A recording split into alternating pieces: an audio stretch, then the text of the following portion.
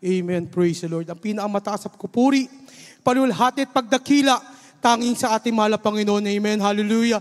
Dobleng paggalang po, pagrespeto sa ating mahal na pastor, Evangelist Willie Estrada Almeida, sa hindi po makakalimutan turut aral po ng ating Assistant Pastor Lina C. Almeida, beloved Assistant Pastor Lina C. Almeida, sa beloved children, at sa inyo pong lahat na kapatiran.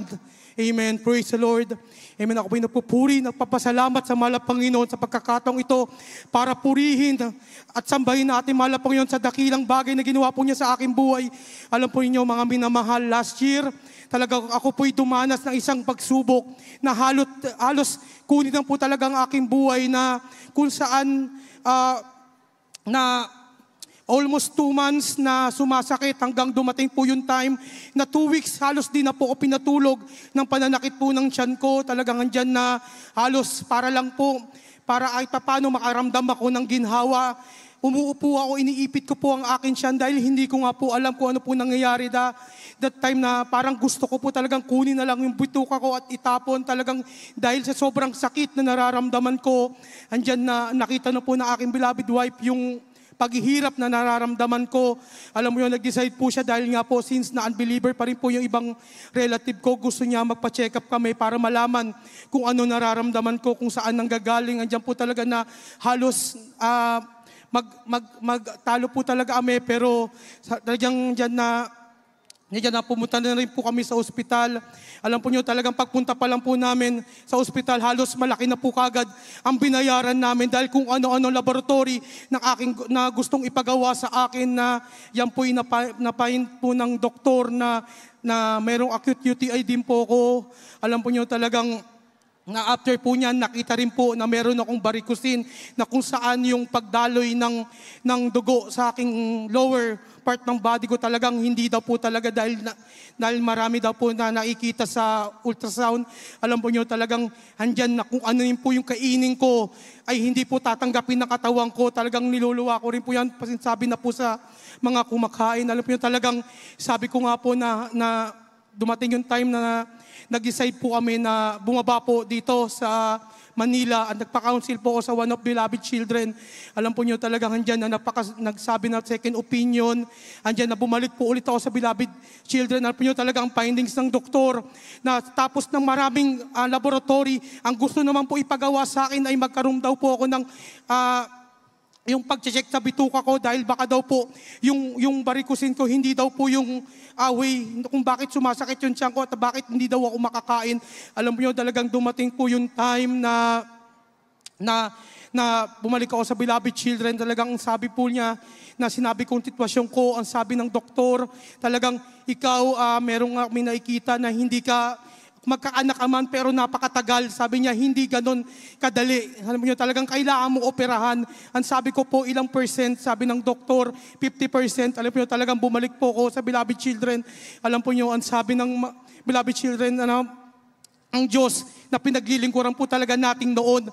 At ngayon ay Diyos pa rin na naghihimala sa oras na ito. Alam po niyo, talagang sabi ko, hindi ko na po talaga alam kung anong gagawin ko.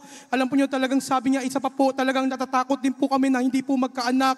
Alam po nyo, ang sabi ng one of beloved children na meron dyan, impotent, ngayon 3 ang anak. Walang imposible sa mahal na Panginoon.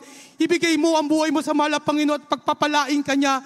Alam po nyo talaga, umuwi ako sa Bicol na dahil andun na po ang beloved wife ko. Alam po nyo talagang hindi pa rin po nawawala yung sakit. Andyan na kung ano-anong panghako na po talaga binigay ko sa mahal na Panginoon.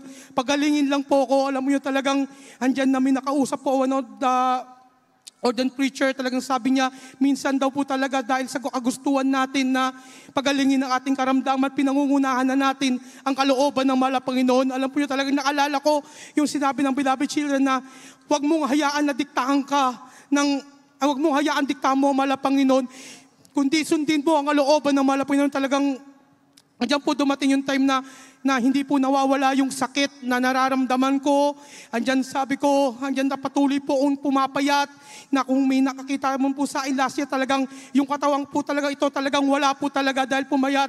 Andyan dahil nga po, hindi ako makatulog. Hindi na rin po makakain.